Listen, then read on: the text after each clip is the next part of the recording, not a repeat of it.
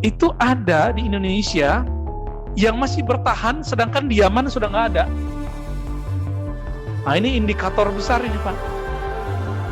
Indikator besar ini bahwa besar kemungkinan Al-Mahdi muncul di negeri kita, di Nusantara. Ini bukan kabar gembira, tapi hitungan kita secara kalkulasi ilmiahnya sangat besar kemungkinan di negeri kita.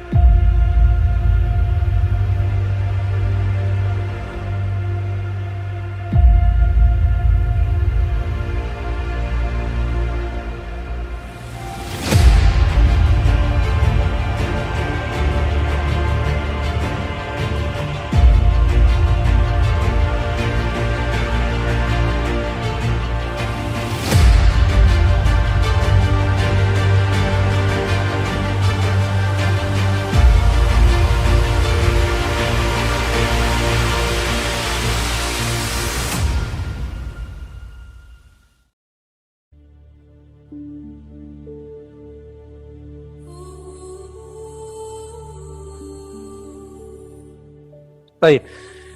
Jadi ketika Nabi SAW mengatakan, kalaupun seandainya masih ada satu hari terjadi kekacauan di bumi, pasti Allah akan bangkitkan seorang imam namanya Al-Mahdi. Lalu di hadis Imam Tirmizi ini dikatakan, rajulan min ummati au min ahli baiti. Dia adalah sosok dari umatku atau lebih tepatnya keturunanku. Nah, ini yang paling menarik, Pak. Jadi keturunan Nabi itulah potensi terbesar munculnya Imam Al-Mahdi. Kita cek, ternyata ada ulama yang menolak kemunculan Al-Mahdi. Siapa imamnya? Namanya Imam Ibnu Khaldun. Punya kitab Al-Muqaddimah, ya, dalam ilmu sejarah dan pengantar ilmu-ilmu. Dia menolak ada sosok Al-Mahdi dan turunnya Isa. Tapi pas kita cek, penelitiannya lemah. Siapa lagi? Dulu ada ulama Al-Azhar namanya Shaltut. Itu menolak juga karena mengikuti Ibnu Khaldun. Jadi kalau ada tamatan Al-Azhar menolak sosok Al-Mahdi dan turunnya Isa, berarti dia terpengaruh oleh Ibnu Khaldun. Padahal Ibnu Khaldun dalam bab ini tidak punya otoritas. Yang punya otoritas adalah ahli hadis dan ahli akidah. Beliau lebih kepada ahli sejarah. Oke. Apa kata Nabi? Dia min ahli baiti, dia keturunanku. Maka saya sering bertanya kepada teman-teman kita jamaah, Bapak pernah berpikir nggak, ahli bait atau habaib paling banyak sekarang di mana? Ya, di mana? Di Yaman. Yaman negaranya kecil.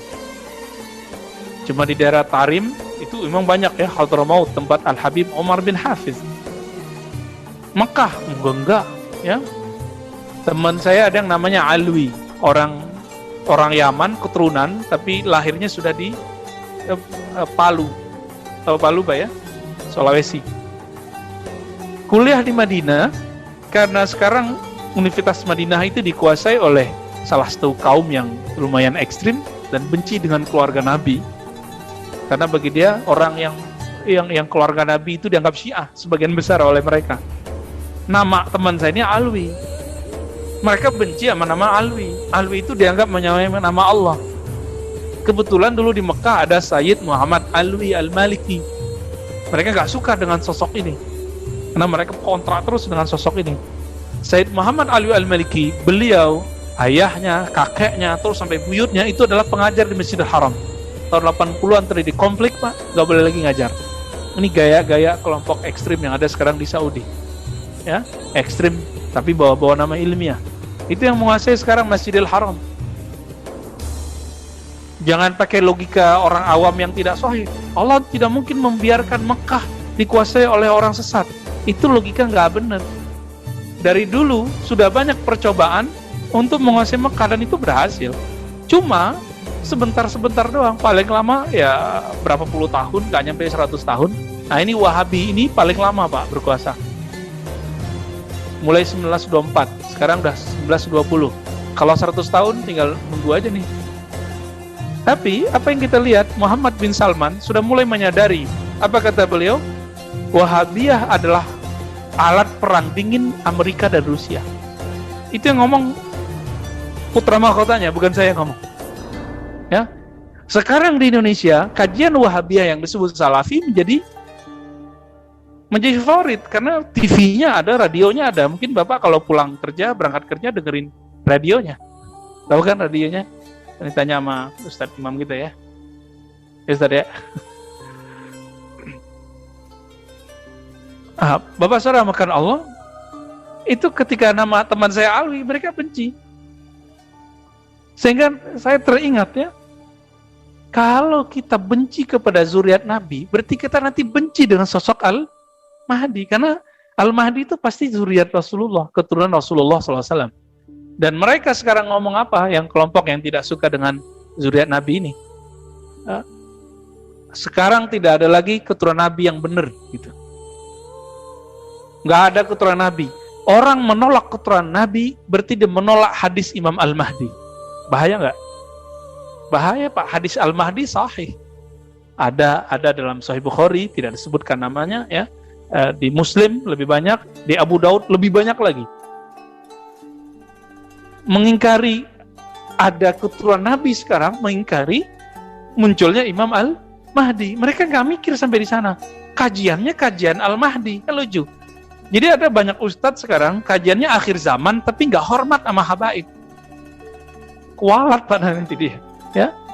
Ketika nanti Dajjal itu keluar, dia kira itu Al-Mahdi. Ketika Mahdi muncul, dia kira itu Dajjal. Nanti begitu. Maka Nabi mengatakannya dalam beberapa riwayat, ini dari Imam Abu Nuaim, Al-Mahdi minna ahlul bait. Al-Mahdi itu keturunan kami. Di riwayat lain, min waladi Fatimah, dari keturunan Fatimah. Itu udah pasti. Lalu, kalau kita sudah sadar bahwa Ahlul Bait nanti di antara mereka ada imam yang disebut Imam Al-Mahdi. Tinggal dihitung Pak. Di negara mana sekarang yang terbanyak imam Ahlul Baitnya, keturunan Rasulullahnya sallallahu alaihi wasallam. Bapak tinggal cek lembaga guyupnya orang Ahlul Bait, disebut Rabithah Alawiyah, Al-Ashraf ya. Itu mereka baik Hasani ataupun Husaini yang paling maju Indonesia. Pimpinannya lahir di Kuitang. Ya, Habib Zain bin Smith. Tinggal sekarang di Madinah. Sahabatnya Al-Habib Umar bin Hafiz. Itu punya Rabithah Alawiyah. Di Indonesia sekarang beliau murid-muridnya punya TV namanya Al-Irth Nabawi. Nabawi TV. Yang Arabnya itu Irth Nabawi. Nah, di Indonesianya Nabawi TV. Nanti silakan dicek Pak. Itu murid-murid beliau semua, teman-teman beliau semua itu. Jadi kalau ada orang sekarang nih ngaku sebagai keturunan Nabi, itu dicek seperti kita ngecek hadis. Nasabnya kemana, dia klan siapa, benar atau tidak. Ketika sudah dikaji, ada buku panduannya, ada buku rujukannya. Kalau nggak terbukti, maka orang ini Habibnya Habib palsu. Sebagaimana ada hadis palsu. Ini antum nih silakan ngaku keturunan Nabi, nggak apa-apa. Tapi paling keturunan yang palsu, doif gitu. Ada yang lemah. Yang lemah ini yang disebut keturunan dari jalur apa nyebutnya ya? Idrisiyah. Di Indonesia ini ada jalur Idrisiyah namanya di Indonesia, bukan tarekat ya. Ini agak lemah. Nah, ini terjadi juga perdebatan. Banyaklah di Indonesia. Kalau kita lihat Bapak Saudara makan Allah, mulai dari ujung Aceh, Medan, ya, kemudian pesisir Riau, Jambi, kepulauan di Riau, di Malaysia, di Singapura, Palembang, sampai ke Betawi, sampai ke ujung Banyuwangi, yaitu semua pesisir pantai, sampai ke Lombok sana, sampai ke Ambon Pak. itu bertebaran keturunan Rasulullah Sallallahu Alaihi Wasallam, dan jumlahnya itu mengejutkan sekali, lebih banyak dari jumlah yang ada di tanah Arab. Bahkan teman saya yang sibuk mengurusin itu mengatakan apa? Beberapa klan, jadi suku, kabilah lah kira-kira begitu ya. Misalnya As-Saggaf, Al-Idrus, itu namanya suku-sukunya, Pak. Ya, famnya, mereka nyebutnya family-nya. Itu ada di Indonesia yang masih bertahan, sedangkan di Yaman sudah nggak ada. Nah, ini indikator besar ini, Pak. Indikator besar ini. Bahwa besar kemungkinan Al-Mahdi muncul di negeri kita, di Nusantara.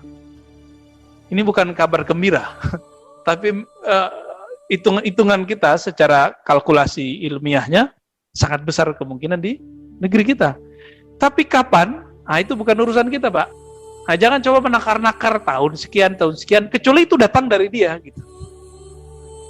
Datang dari Imam Mahdinya. Namun kabar baiknya, jika fitnah Dajjal, kekacauan Dajjal sudah muncul, maka otomatis si Al-Mahdinya juga sudah muncul.